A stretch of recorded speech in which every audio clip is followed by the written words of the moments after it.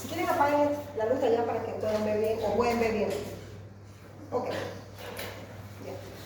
Habíamos visto lo que era un poco de manejo de los líquidos y los electrolitos y habíamos hablado también sobre el equilibrio ácido-base.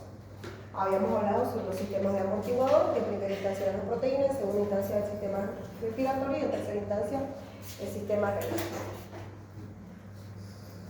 Dentro de las principales causas que desestabilizan al paciente en una unidad crítica, ya sea en emergencia, área de reanimación o terapia intensiva, es cuando los riñones empiezan a fallar. Ya. Los riñones no solamente tienen como función que todos tenemos en nuestra cabeza producir orina. Producir orina es una de las tantas funciones. El riñón tiene función secretora, de filtro y de absorción. ¿A ver? Secretora, ¿qué secreta el riñón? ¿Hormonas? ¿Será? ¿Qué hormona?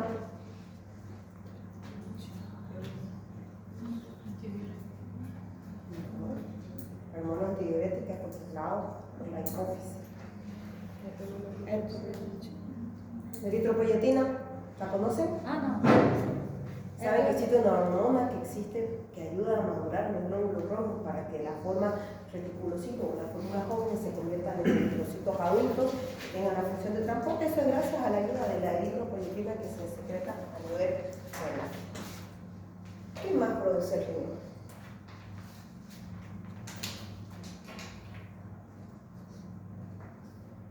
Produce hormona, filtra. ¿Qué filtra el riñón? ¿Y qué saca de la sangre? Los desechos, y que nosotros lo podemos cuantificar por medio de la úrica creatinina, ¿no? ¿Y qué absorbe? No, nutrientes no.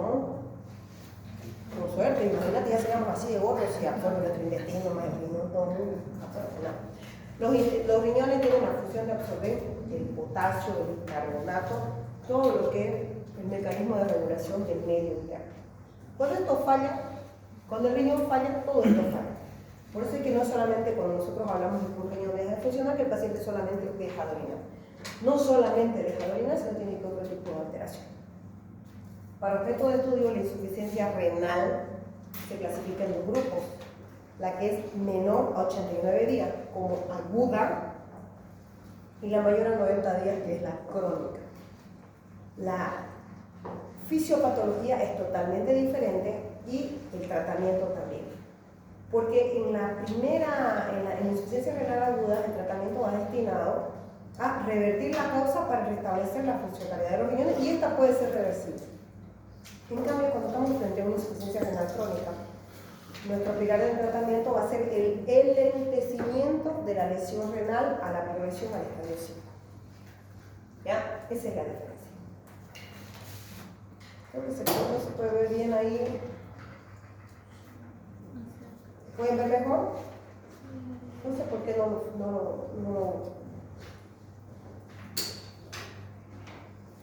Ok. Las funciones más importantes, dijimos como primera instancia, es función de filtrar o eliminación, va a eliminar desechos metabólicos, fruto del metabolismo de las proteínas que consumimos por medio de la dieta exógena, va a depurar sustancias químicas, fármacos, sustancias tóxicas, va a regular la volemia de la sangre, porque en función a la cantidad de la volemia nosotros vamos a tener mayor diuresis o menor diuresis. Y se va a encargar de regular los niveles plasmáticos de sodio, potasio, calcio, cloro, fósforo, que se regulan a nivel renal. La segunda función, y considero yo dentro de la más importante, es la regulación de la concentración o de la carga neta de hidrogeniones. No nos olvidemos que los hidrogeniones eran los que se van a encargar de regular nuestro estado ácido o alcalino. Luego, mantener la osmolaridad de la sangre, porque de pronto si nosotros tenemos una orina muy concentrada, vamos a tener una osmolaridad más elevada, o una orina menos concentrada o más diluida, y vamos a tener una osmolaridad baja. También va a tener función en la tonicidad de la pared de las arterias, que se van a encargar de regular la presión arterial por medio del sistema renina-angiotensina-androstenona. Luego, va a tener función endocrina, como les decía, la eritropoyetina, que ayuda a la maduración de los eritrocitos. Las formas juveniles, que son los reticulocitos que salen a nivel de la médula ósea, son madurados para que puedan ser activos a nivel del torrente sanguíneo por medio del glóbulo. Y también producen el calcitriol, conocido nosotros como la forma biológica de nuestro organismo, como la vitamina D3, que se encarga de cotransportar el calcio que entra a nuestro organismo para que se pueda fijar uno a nivel óseo por medio del calcio sérico o a las proteínas plasmáticas por medio del calcio iónico. No se olviden que les había dicho que el calcio viajaba como cotransportador de las proteínas, principalmente de la albúmina. Y la gluconeogénesis. Está para que lo puedan ver mejor.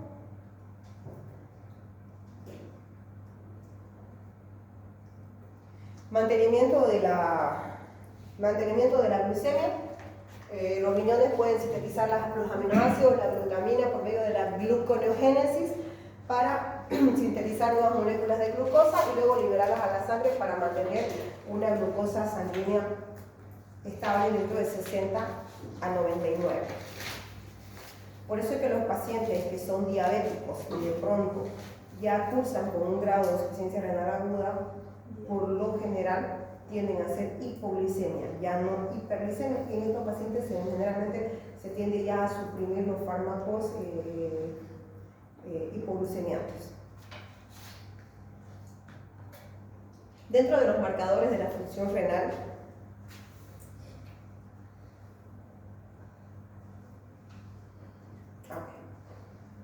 nosotros tenemos marcadores que comúnmente conocemos, pero no son los primeros en activarse. ¿Qué quiere decir? Yo puedo tener un paciente con una falla renal aguda, con una creatinina o con una urea dentro del límite aceptable. Porque lo primero que nosotros vamos a encontrar cuando hay una inflamación de la membrana glomerular va a ser la filtración o la laxitud por medio de la pared de las proteínas plasmáticas. Entonces, la primera sintomatología que el paciente va a tener es una orina espumosa. Por eso es que el paciente generalmente dice, estoy orinando, pero tengo alta espuma, como la cerveza. Esa es la característica de una orina que está perdiendo proteína. La pared del riñón del glomérulo es una pared o una membrana tensa que no permite que se fijen las proteínas de bajo peso molecular por la tensitud de su pared. Pero un glomérulo que se encuentra en un proceso inflamatorio por un daño renal agudo, estas paredes tienden a laxarse. Al laxarse hacen esto. ¿Y qué pasa cuando se laxan? Las proteínas pueden fugarse por esos espacios. Por eso es que nosotros podemos tener un paciente con una lesión renal aguda todavía con una urea y una creatinina normal, y eso no quiere decir que no haya daño renal. Porque para eso nosotros pedimos la proteinuria o la microalbuminuria. Dentro de los azoados vamos a tener, acá estamos, vamos a tener la urea y la creatinina. ¿Qué es la urea? ¿Alguien sabe qué es la urea? Aunque sea, dígame, pues se lo echan a la plantita para que se ponga verde el pasto, ¿no? Urea le echan a la plantita. Algo, pues, aunque sea eso. La urea es un producto de degradación de las proteínas. Cuando nosotros consumimos proteínas de origen animal, empezamos a degradar esa proteína y que a nivel del hígado, a nivel intestinal, por función hepática, se degrada a amonio. Y luego este amonio, por el medio del ciclo de la ureasa, un porcentaje se elimina por medio de las heces fecales en forma de amonio y otra forma se elimina por medio de la urea, por medio de la orina. Se filtra a nivel del glomérulo y se reabsorbe la parte útil por el túbulo proximal. La concentración plasmática, el parámetro que nosotros utilizamos en Bolivia, es de 20 a 40. ¿Ya? Siempre es relativo de un paciente a otro. No va a ser igual la cantidad de urea de su compañera, de ella, digamos, que es pequeñita, donde su alimentación, por ahí que es vegana, no come bichitos ni animalitos, y por ahí su consumo de proteínas animales es baja, frente a su compañero que le gusta churrasquear todos los fines de semana y entre medio ahí en la churrasquería de la esquina y come mayor cantidad de proteínas animales. Entonces, que él tenga que él tenga 50 de urea es normal para él, pero que ella tenga 40 de urea es aumentado. ¿Me entienden? Es relativo, depende de la característica del paciente. Pero la media basal es entre 20 y 40. El segundo marcador es la creatinina, es producida generalmente por las células musculares, se filtra generalmente en la orina, el valor normal es de 0,7 a 1,3, nuevamente haciendo la relatividad, que no es lo mismo una creatinina de 1,4 en un paciente varón que tiene un tejido muscular más del 60% que su compañera, que pesa menos de 50 kilos, que tiene menor cantidad de masa muscular. Entonces es relativo, no sé si me logro hacer entender, porque diremos, pero es 1,4, doctora, ¿por qué no es normal para ella? Miren la cantidad de masa muscular que tiene ella frente a la masa muscular que tiene el compañero. ¿Ya? Entonces eso siempre tienen que tener en cuenta. ¿Por qué es importante? Porque a ustedes les puede llegar un paciente atlético con bastante masa muscular y tener una creatinina de 1,6. Para mí no es ningún problema. Pero si me llega una abuelita que pesa 40 kilos, toda flaquita, toda desnutrida, con 1,6 de creatinina, esa pacientita no está orinando nada con seguridad, porque no tiene masa muscular. Esa creatinina es netamente toxina que no está liberando el riñón. Al igual que la urea, también se absorbe a nivel del túbulo proximal en el porcentaje que es lo necesario, aproximadamente el 15%, y nosotros lo vamos a regular, vamos a medir en función a la tasa de filtrado de lo medular. ¿Ya? Cuando tengo un paciente que ha desarrollado una insuficiencia renal aguda, dentro de los 89 días, yo puedo decir que es un paciente potencialmente recuperable a restablecer una función renal conservada. A medida que yo voy pasando el umbral de los 90 días, generalmente yo voy a llegar a mi mejor meta posible. Por ejemplo, hoy día me llama la atención un colega, como recién hoy me reincorporé, me dice, doctora, tengo un paciente que interné con infección urinaria diabética, ya estamos todo bien, su glicemia, todo bienísimo. Me dice, buenísimo. Y entonces, ¿por qué me llama? Y me dice, porque cuando llegó con 4,3 de creatinina, pero después todo bien, ¿no? 4,3, pero todo bien la creatinina, y la urea me dice 120. Ahora ya la paciente está con muy buen estado general, pero la creatinina se quedó en 2,5. Entonces le digo, probablemente su paciente es crónica. Y me dice, le digo, ¿cuánto tiene de hemoglobina? ¿Por qué pregunto por la hemoglobina? Porque si hablo de un paciente crónico, quiere decir que tiene déficit de eritropoyetina, entonces es paciente anémico. Entonces me dice, tiene 14 hemoglobina, y yo, pues eso no es crónico, eso es agudo. ¿Qué antibiótico está usando? Le pregunto al colega y me dice, ceftriaxona con gentamicina. Y yo, los aminoglucósidos son nefrotóxicos por excelencia. Si yo le doy un nefrotóxico a un niño enfermo, le estoy pegando en el suelo, como cuando entre varios le huequean a uno, ¿no es? Así igualito. Entonces siempre cuando tengamos un paciente que está con falla renal y que van a ver mucho en la práctica clínica, siempre tienen que considerar, cuando están con un paciente con una falla renal, la disminución de los fármacos o analizar si realmente es necesario usar nefrotóxicos.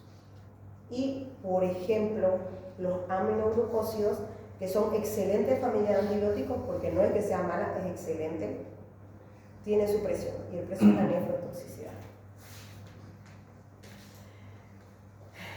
¿Cómo yo me doy cuenta cuando estoy con un paciente con insuficiencia renal aguda?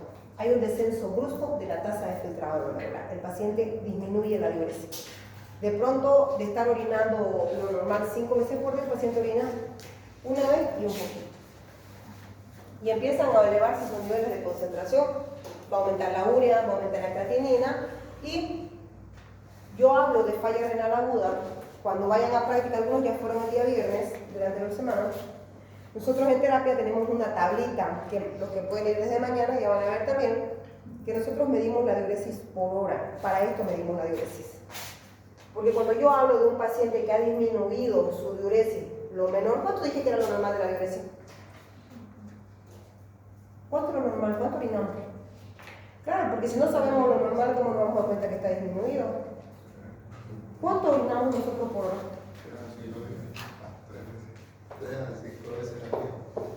¿Cuánto? ml hora. Si habíamos visto en la anterior clase que tenemos una bioglacia promedia de 1600 a 1800 ml en 24 horas, dividan, ¿cuánto les sale su bioglacia?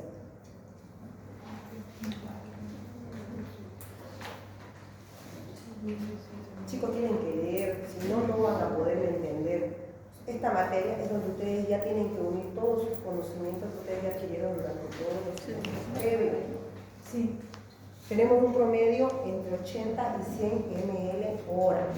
Cuando yo tengo este promedio disminuido, menor, por un periodo mayor a 6 horas, ya yo estoy hablando que estoy frente a un paciente con una falla renal aguda. Aun cuando no tenga azoados elevados, porque le dije que los azoados se levantan después. Luego, al haber una disminución de la tasa glomerular, probablemente en las siguientes 12 a 24 horas recién vamos a tener un ascenso de los elementos nitrogenados que van a ser la urea y la creatinina. ¿Cuál es la incidencia de la insuficiencia renal aguda? Nosotros vamos a tener en cuenta que vamos a tener pacientes que van a desarrollar insuficiencia renal aguda en su casa, en el hospital y en la UCI. Y ustedes me dirán, ¿por qué es importante eso? Porque si yo hablo de un paciente que viene de la comunidad, yo debo pensar en patologías crónicas. Diabetes, hipertensión. Pero si yo estoy hablando de un paciente que está hospitalizado, fíjense que la mayor tasa, pacientes domiciliarios con patología de base. Generalmente la causa es única, patología crónica. Porque el paciente que se deshidrata pues viene al hospital, no se aguanta en su casa. ¿No? Generalmente el pronóstico es bueno porque nosotros tratamos la causa subyacente y el cuadro se revierte. Y tiene una mejora o una tasa de supervivencia del 70 al 95%, cuando es una causa domiciliaria o una patología crónica. Pero si estamos hablando de un paciente hospitalizado, este puede tener una causa única o múltiple. ¿Qué quiere decir? Que aparte de una patología de base, el paciente tenía comorbilidad. Era abuelo, también tenía hipertensión, sufría infecciones urinarias, estaba séptico, ya tenía causas que le contribuyeron al empeoramiento de la falla renal. A menudo este paciente puede complicarse y pasar a la UCI y tiene una tasa de supervivencia o recuperación del 30 al 50%. Ahora, del 100% de los pacientes que se hospitalizan en las unidades de cuidados intensivos, la tasa de incidencia de insuficiencia renal aguda es alta. Se estima que del 10 al 30% de los pacientes que se hospitalizan por otra causa, no por la falla renal, van a desarrollar un daño renal. Y ustedes me dirán, ¿por qué? Porque el primer órgano o el órgano más noble que se va a afectar cuando el paciente tiene falla orgánica múltiple es el riñón. No solo el riñón controla la presión, controla el bombeo y regula los elementos nitrogenados. Y el pronóstico es malo. Generalmente los pacientes que nosotros dejamos progresar en insuficiencia renal aguda, el paciente puede terminar en terapia de reemplazo renal en su estadía en unidades de cuidado. Otra causa también, nosotros utilizamos muchos fármacos nefrotóxicos. Peor ahora la guía de sobreviviendo a la sepsis, que lo vamos a ver más adelante, habla que cuando tenemos un paciente séptico o choque séptico, se debe iniciar con antibióticos de amplia cobertura de entrada y desescalonar después de los cultivos. Pero los antibióticos, a medida que han ido evolucionando y han podido combatir las bacterias superresistentes, también tienen su precio, ¿no? Su precio es la nefrotoxicidad. En las unidades de UCI generalmente, o UTI, nosotros generalmente utilizamos carbapenémicos, colistin, piperacilina, mastazobactam, son súper antibióticos, pero que tienen un precio alto, que son los antibióticos.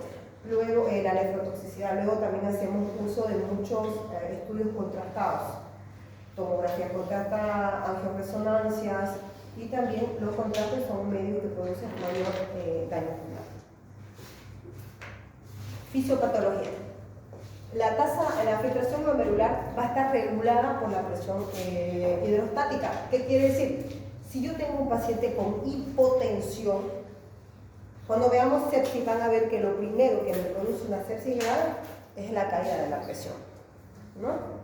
Entonces, la caída de la presión disminuye la presión hidrostática y por consecuencia va a verse afectada la filtración glomerular porque no va a tener la presión suficiente como para que el riñón pueda filtrar la orina. Al disminuir el aporte de agua a nuestro cuerpo, la volemia disminuye y el organismo, como mecanismo compensatorio, hace una vasoconstricción de las arteriolas eferentes a nivel renal para tratar de mantener la volemia en los órganos más nobles. Y eso hace como consecuencia también disminución de la tasa de filtrado glomerular. Y como consecuencia de estos dos, el paciente va a estar oligoanúrico o anúrico. La isquemia de las células del túbulo contorneado proximal o del tubo contorneado distal, su isquemia prolongada va a llevar a una apoptosis y por consecuencia una necrosis de las células renales. Y con ello va a llevar a una mayor inflamación con una reacción una respuesta proinflamatoria que va a estar conjugada por linfocitos, neutrófilos, monocitos y macrófagos. También va a producir una lesión endotelial y esta lesión endotelial va a dar como consecuencia una alteración en la cascada de la coagulación, va a haber alteración vascular y por consecuencia va a haber una isquemia tisular. ¿Ya? Es solamente la respuesta cuando el riñón pierde su mecanismo compensatorio.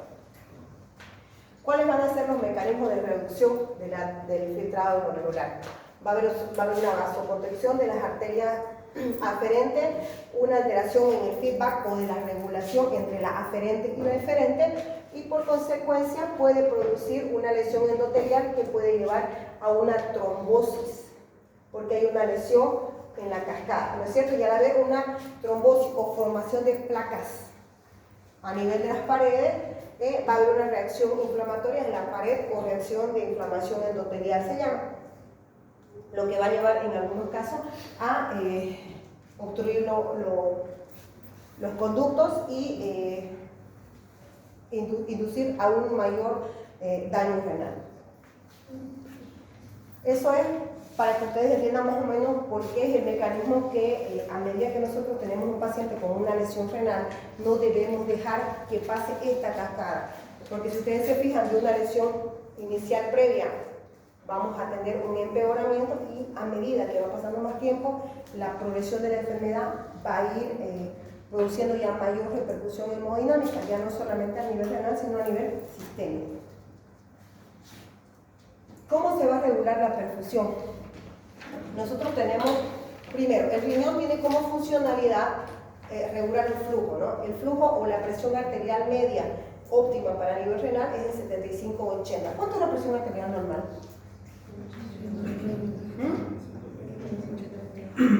120-80 y ahora la nueva guiaja, ¿qué dice? Hasta 139 y hasta 89. ¿No? Pero ya se considera una tensión elevada al límite alto, ¿no? Antes teníamos hasta 130, ahora la guía nos lo amplía un poco más, hasta 139. Nosotros, cuando tenemos un paciente hospitalizado en la UCI o en las unidades críticas, en emergencia y reanimación, siempre tenemos que tener una meta.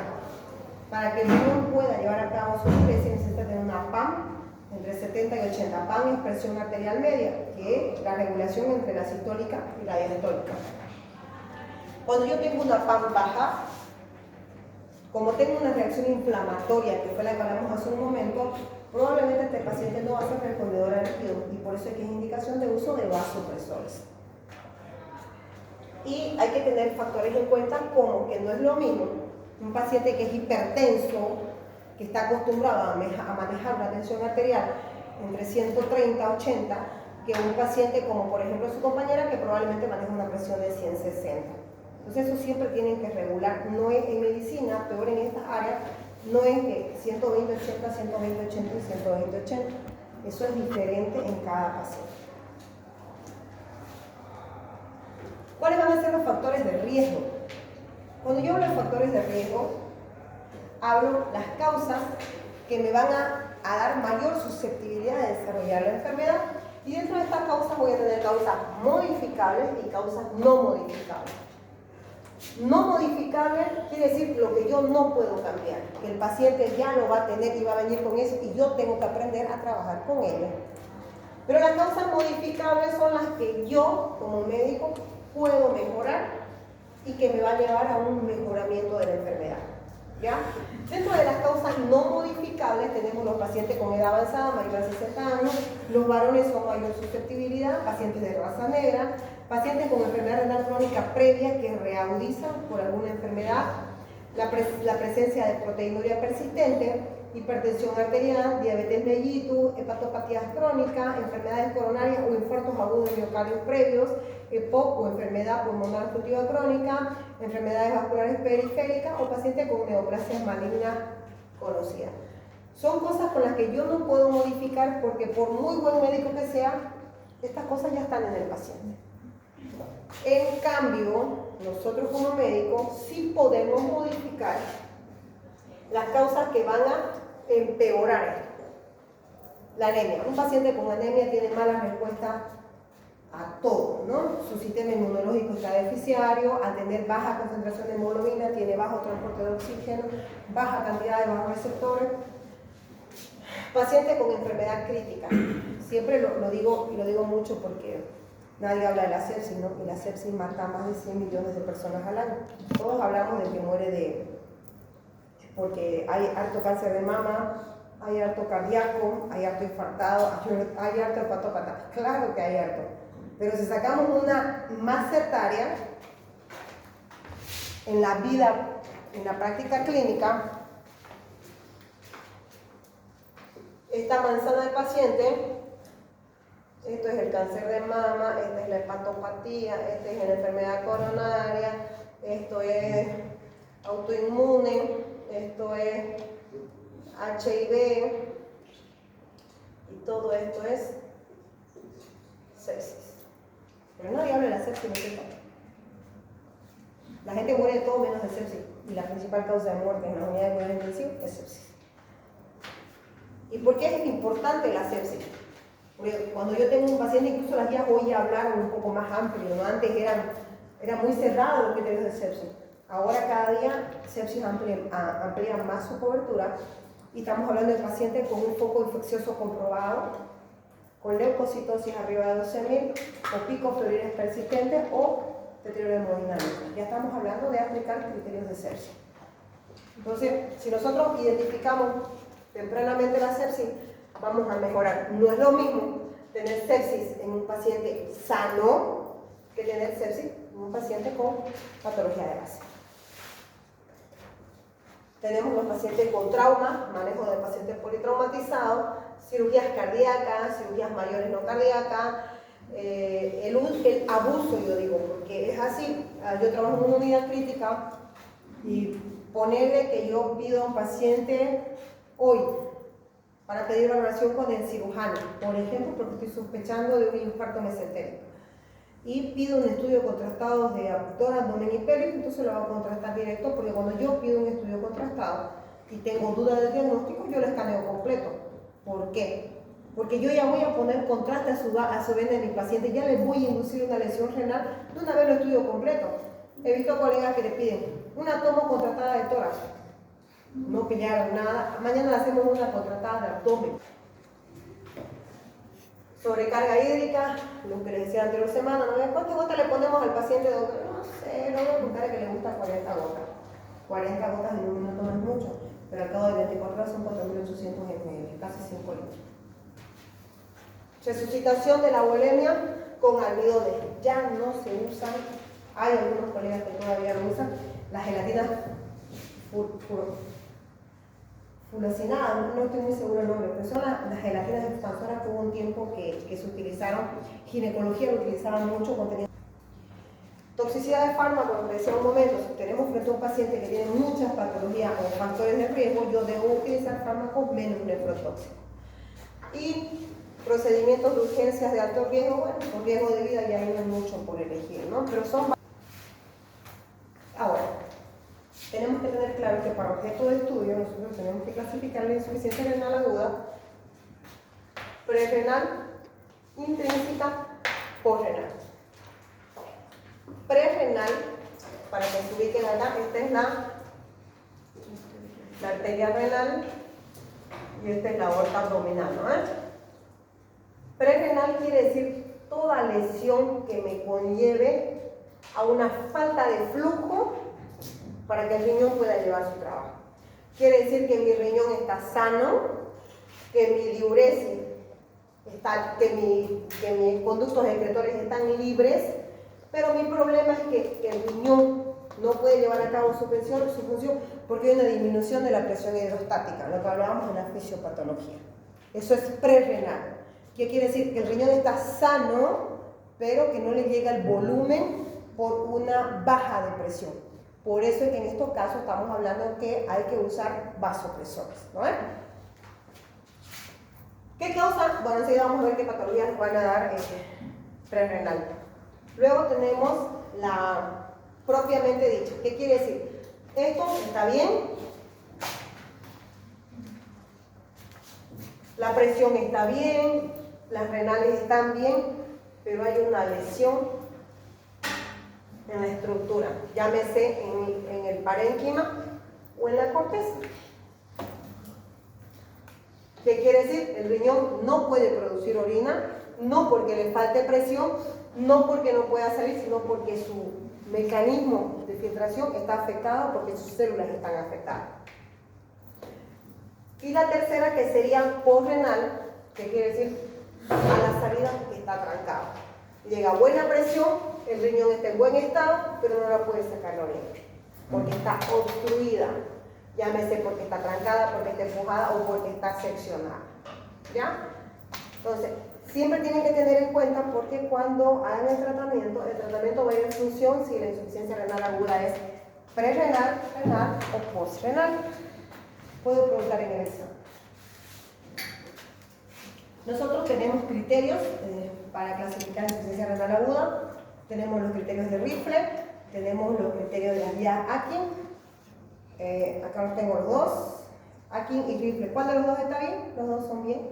Lo que nos habla es que tenemos pacientes con factores de riesgo, grado de lesión, grado de falla, pérdida prolongada de la tasa de filtrado glomerular o pérdida irreversible de la tasa de filtrado glomerular. Eso quiere decir, ¿ya? Cuando yo tengo un paciente como criterio de Rifle con un riesgo bajo, estamos hablando que tengo que tener una creatinina mayor a 1.5 con una disminución de la tasa de filtrado glomerular menor al 25% o una disminución de la tasa de filtrado menor a 6 horas, perdón, mayor a 6 horas, menor a 6 ml por kilogramo de peso. ¿Ya? Eso es un riesgo bajo. Cuando yo hablo que tengo un paciente ya con una lesión instaurada, estamos hablando de un paciente con una lesión que debe tener una creatinina ya mayor a 2, donde hay una disminución de la tasa de filtrado glomerular mayor al 50% o una disminución de la diuresis menor a 0,6 ml kilogramo de peso hora por un tiempo mayor a 12 horas. ¿Qué quiere decir? Que si yo no encontré al paciente aquí o lo encontré y no me di cuenta, en 6 horas el paciente de riesgo alto se vuelve a lesión. ¿Me entienden, no? Eso es lo que yo les digo. La importancia de identificar de manera precoz los síntomas. Cuando yo hablo con un paciente con una falla ya instaurada que va a repercutir en su metabolismo, estamos hablando de un paciente que ya tiene una creatinina mayor a 3 o mayor a 4, donde voy a tener una disminución de la tasa de filtrado glomerular mayor al 75% y donde voy a tener una diuresis menor a 0,3 ml kilogramo de peso por un tiempo mayor a 24 horas. Y este paciente puede, si en la primera